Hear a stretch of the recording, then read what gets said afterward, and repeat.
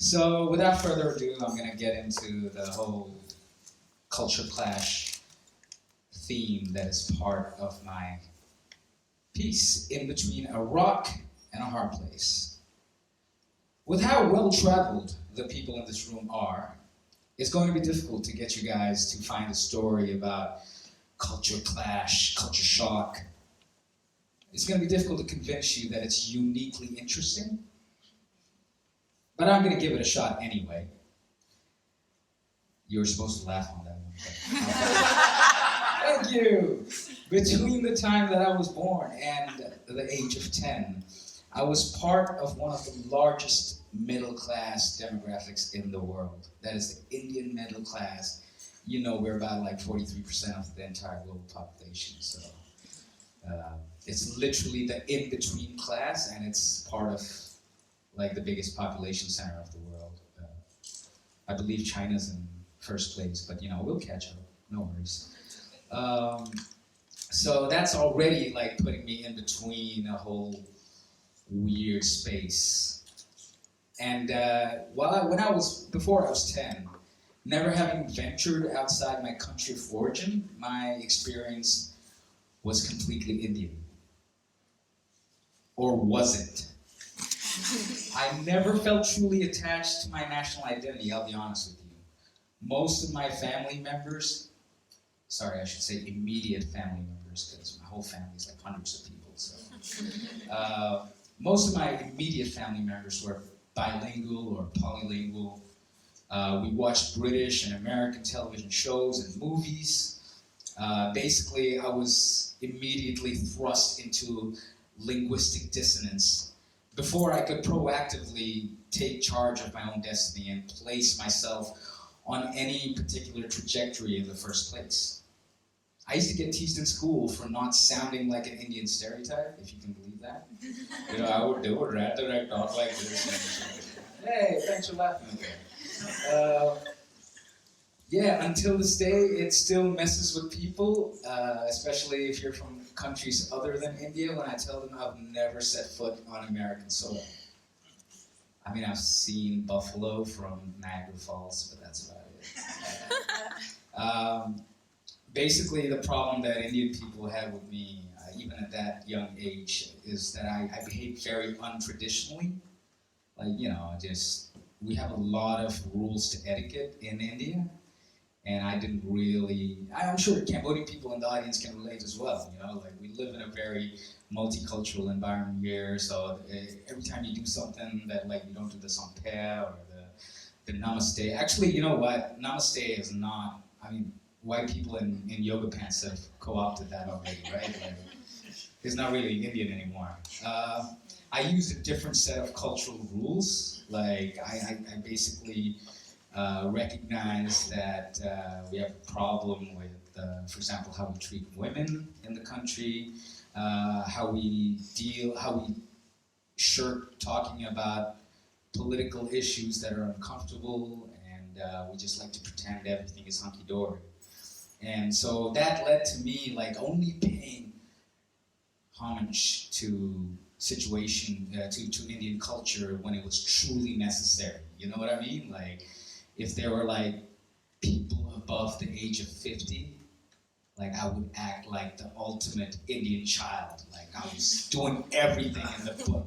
I knew what the rules were, disobeyed them everywhere else, but when it came to these, like to the elders of the community, I was like, pitch perfect, man, you should have seen it. My family used to be so proud of me until we got back home, and then I reverted back to the way I truly was.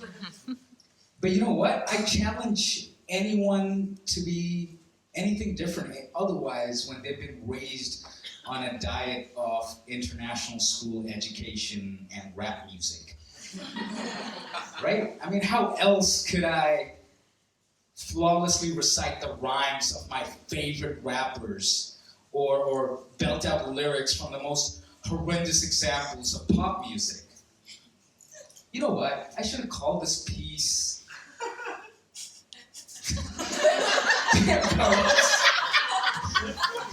I'm already on a good track, I love that. I should have really called this piece In Between Tupac and the Venga Boys.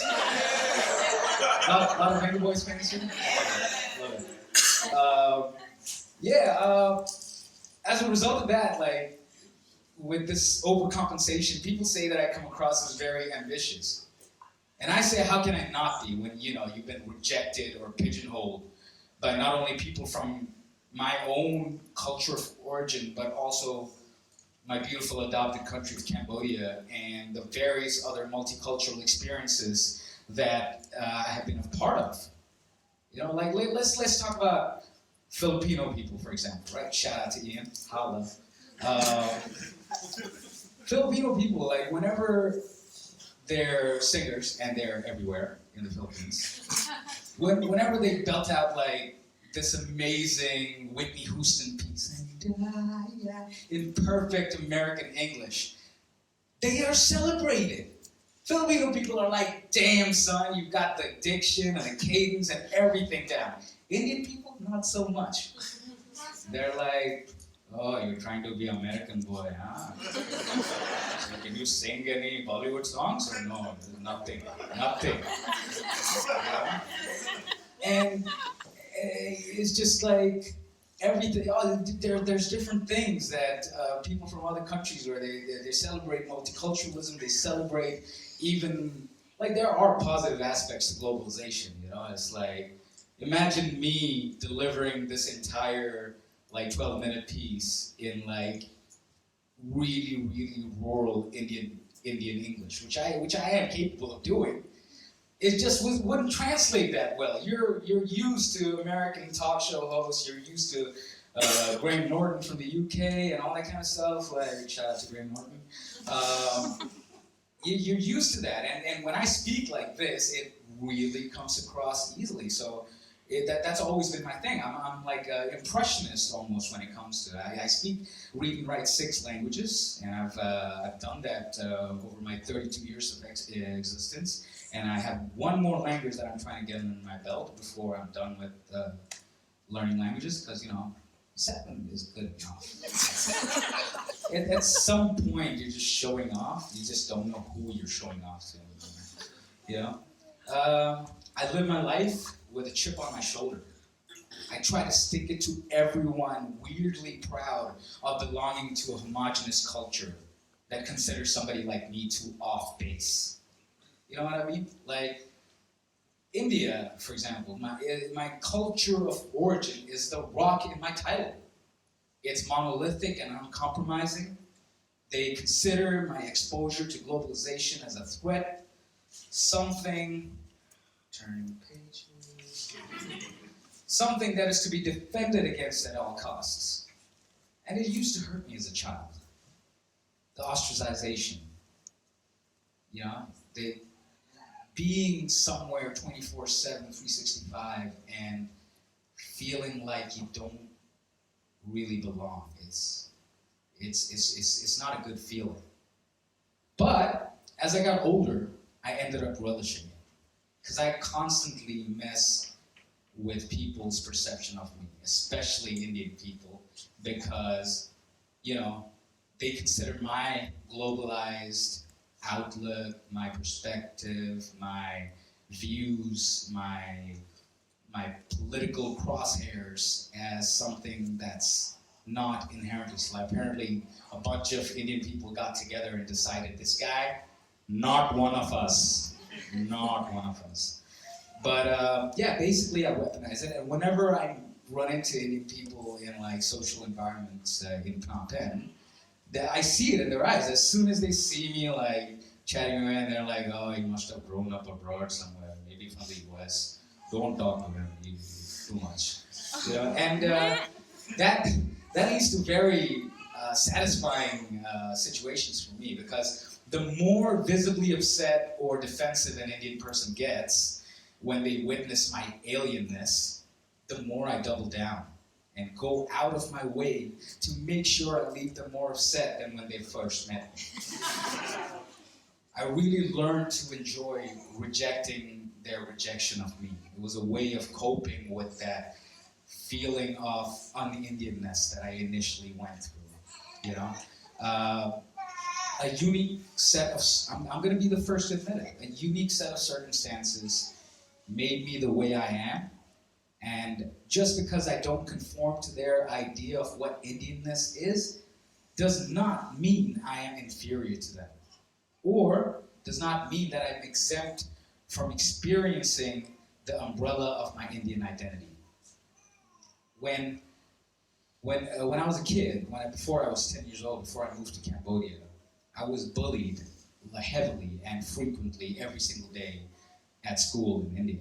And the Indian experience when you're that age is like very rigid. You're supposed to like go to school like a good boy.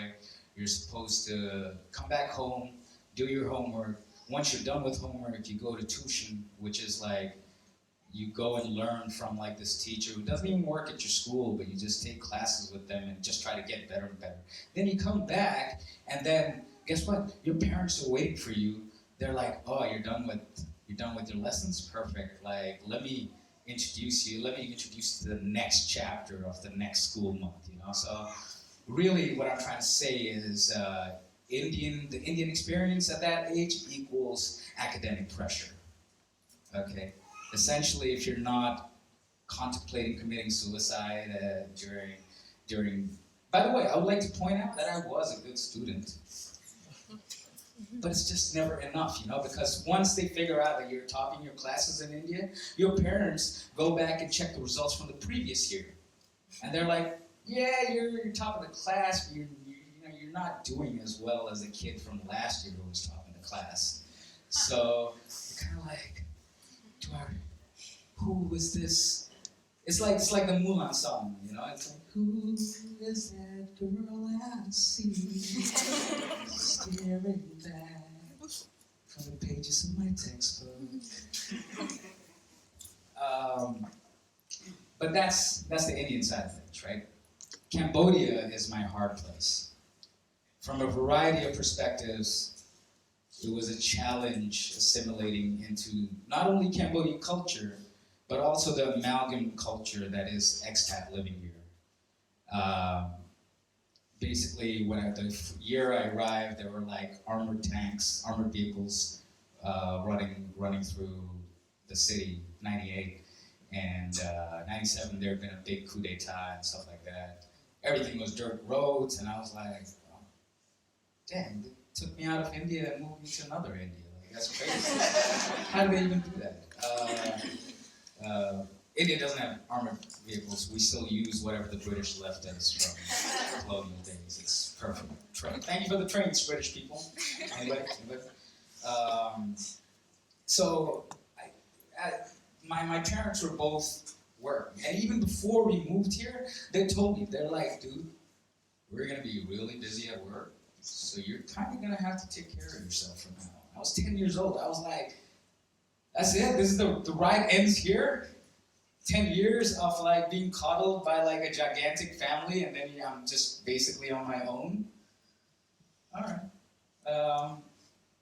So what's the first thing I did? The first thing I did was I chose, because I already knew I was going to learn Khmer, right?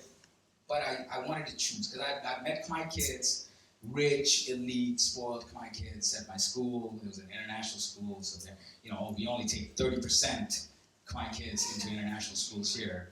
So I didn't want to sound like them. I wanted to sound street, rugged, tuk-tuk drivers. I was like, that's what I want to sound like. These guys are hustlers, man. Every day they're like getting white people to pay more and for like short distances. And, it's great. I wanted to learn like them. Sexpats. That's a big thing when you first move in. In the late 90s, like you go to Basak Lane, you have Alchemy in Russian Market area, all that stuff. Back then, it was just like girly bars everywhere. Like some of the best food in the city you could find back in those days was at girly bars, right? So even when you're a kid, you're still hanging around sexpats all the time, like nonstop. And they have like this strange logic. They have whole finance, where and they always want to pass off knowledge because they're bored out of their minds. They're retirees. They're like 60, 70, 80, I don't know how old. Their own women won't listen to them. So when they see a young, impressionable Indian kid just eagerly looking up at all the diseased expats over here, they're just like, that kid, we want to teach him everything in the world. Let me teach you about girls in bars. So, you're gonna want to ease into it, and be careful if, God forbid, they introduce you to their family, because the next thing you know, you're not just taking care of the girl, you're also taking care of their entire family and stuff like that. So it's crazy. It's like I can't, sir. Thank you so much, but I can never use this in my real life. I do not plan on throwing away my life and resorting to sex in bars, basically, and world disease, right? That's something that freaked me out. Because Cambodia is the first country I've been to outside of India. When I was in India, I ate chicken, I ate mutton, which is goat meat, and that's it. When I moved over here, don't get me wrong, when you climb onto a plane in an Indian airport, smelling a lot of stuff, smell this for the last time. It's never going to torch your nostrils again for a long time. Or at least next year when your family's like, well, guess what? Where we're spending our vacation? India! You're so lucky. But here, the smells and the food were such a fascinating sensation for me, but it was also really, really scary because I did not want to eat anything. For the first 6 months of me moving to Cambodia, I was not eating seafood, I was not eating frogs, I was not eating snakes, and it was all being offered to me all the time. Back in the 90s, right? Every expat family that's been here since those days, they'll attest to you, you always had military friends, right? Because, why wouldn't you? It makes perfect sense. It's like somebody is shooting rocket launchers on Street 63 because, why wouldn't you? It's a lazy afternoon, you gotta lighten things up. You're basically like, oh my gosh, better call my military friend, he's gonna come help me out, right? And with that guaranteed comes all sorts of weird stuff, like the dick grabbing culture, they just you walk past these guys and they're just like, when you're a cute little roly-poly chubby kid like I was, my gosh, you really don't believe that I used to be chubby? It's crazy. I was intensely overweight. Right. So that was a fascinating experience for me. The food, getting used to the food was like, eventually I branched out into different things, and I still don't eat frog or snake or anything like that, but I'm better than I used to be, guys. That's all life is about, growth. As I told you before, I've been in Cambodia for 22 years by now. Being forced to swallow your culture shock may be considered a beneficial thing, even though it sounds like a painful thing, but to be forced to wallow in your culture shock is quite something else. I attended multiple international schools here since I arrived here, and there were always different ethnic groups. Like the first year you join SVP, they're like, all right, bunch of white kids, let's see, like Blink 182 and Offspring, and I'm good, right? But the problem with international schools is that it constantly rotates, man. Like, they're gonna leave in like a year or two, and then guess what? The K-pop Korean kids are here, and you don't know a single K-pop song, and you're like, how do I fit in? This is nuts. They all look like Korean models. They just like have incredible hair, and all the girls are like, oh, I'm getting me a Korean boyfriend this year. Screw you, Indian guy, who has not done anything other than lose hair. Basically, it sucks when they leave, but you constantly wallowing. You're getting culture shocked year after year after year. It's just like you don't know what to do. And basically, Phnom Penh is such a multicultural hub. It brings all its diverse elements to continuously collide with each other, so that the shocks, they never stop. It's only when the idea of any sort of consistent identity eventually is let go of by you, and thriving on a fluid identity becomes your reality. That's when being a person in between a rock and a hard place doesn't seem like such a bad thing. And, this is the city for it, man. You find people like you from all over the world that end up in that very same place that you're in, except you think you're the only one, but you're not. And like different origin stories, and you run into them over here. You're meeting them in bars, you're meeting them in school, you're meeting them at work. It's crazy. You're like, oh damn, you're peculiar like me. You're not gonna fit in. Come hang out with me. Perfect. Like I have these, thanks to this music thing, I've met two Cambodian musicians here one of them has this Cockney accent. I'm talking about Tim for those people that understand the reference. He sings like blues and everything like that, and you won't place him. He looks super Chinese, but like more like a Chinese girl than a guy, And then there's this other guy that really bonds with me over the anime thing that I really love, and he's constantly like we're singing Japanese songs. Yeah, we're speaking in Japanese with each other all the time. We're quoting episodes to each other. It's fucking fun. It's amazing, and that's what I'd like to leave you guys with tonight. My experience may have made me unique, and I think I speak for these guys as well. But you can make a group out of unique people. Thank you very much.